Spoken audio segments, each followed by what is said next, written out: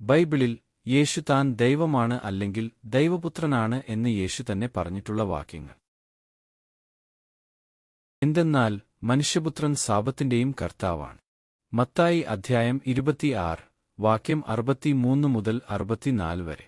യേശുവാകട്ടെ നിശ്ശബ്ദനായിരുന്നു. അപ്പോൾ പ്രധാന പുരോഹിതൻ അവനോട് പറഞ്ഞു, ജീവിക്കുന്ന ദൈവത്തിന്റെ നാമത്തിൽ ആണയിട്ട് ഞാൻ നിന്നോട് ചോദിക്കുന്നു, നീ ദൈവപുത്രനായ ക്രിസ്തുവാണോ എന്ന് ഞങ്ങളോട് പറയുക.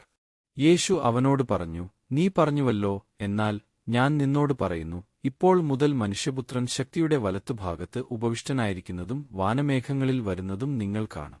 മത്തായി അധ്യായം 16, വാക്യം 15 മുതൽ 20 വരെ.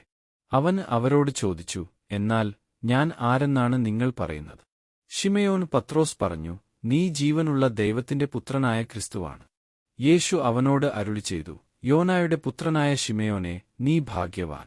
മാംസരക്തങ്ങളല്ല, സ്വർഗസ്ഥനായ എന്റെ പിതാവാണ് നിനക്ക് ഇത് വെളിപ്പെടുത്തിത്തന്നത്. ഞാൻ നിന്നോട് പറയുന്നു, നീ പത്രോസാണ്, ഈ പാറമേൽ എന്റെ സഭ ഞാൻ സ്ഥാപിക്കും. നരകകവാടങ്ങൾ അതിനെതിരെ പ്രബലപ്പെടുകയില്ല. സ്വർഗരാജ്യത്തിന്റെ താക്കോലുകൾ നിനക്ക് ഞാൻ തരും.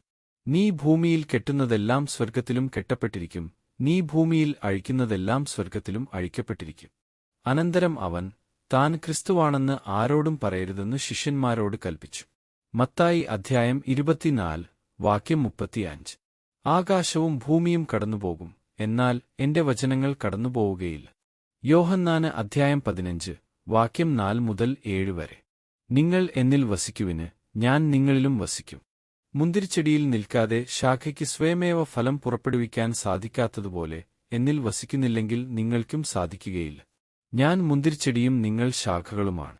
ആര് എന്നിലും ഞാൻ അവനിലും വസിക്കുന്നുവോ അവൻ ഏറെ ഫലം പുറപ്പെടുവിക്കുന്നു. എന്നെ കൂടാതെ നിങ്ങൾക്ക് ഒന്നും ചെയ്യാൻ കഴിയുകയില്ല. എന്നിൽ വസിക്കാത്തവൻ മുറിച്ച ശാഖ പോലെ പുറത്തെറിയപ്പെടുകയും ഉണങ്ങിപ്പോവുകയും ചെയ്യുന്നു. അത്തരം കമ്പുകൾ ശേഖരിച്ച് തീയിലിട്ട് കത്തിച്ചുകളയുന്നു.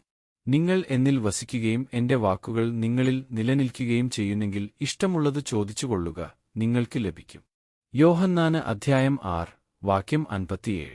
ജീവിക്കുന്നവനായ പിതാവ് എന്നെ അയച്ചു, ഞാൻ പിതാവ് മൂലം ജീവിക്കുന്നു. അതുപോലെ എന്നെ ഭക്ഷിക്കുന്നവൻ ഞാൻ മൂലം ജീവിക്കും. യോഹന്നാന് അധ്യായം 6, വാക്യം 40. പുത്രനെ കാണുകയും അവനിൽ വിശ്വസിക്കുകയും ചെയ്യുന്നവനാരോ അവന് നിത്യജീവൻ ഉണ്ടാകണമെന്നതാണ് എന്റെ പിതാവിന്റെ ഇഷ്ടം. അന്ത്യദിനത്തിൽ അവനെ ഞാൻ ഉയിർപ്പിക്കുകയും ചെയ്യും.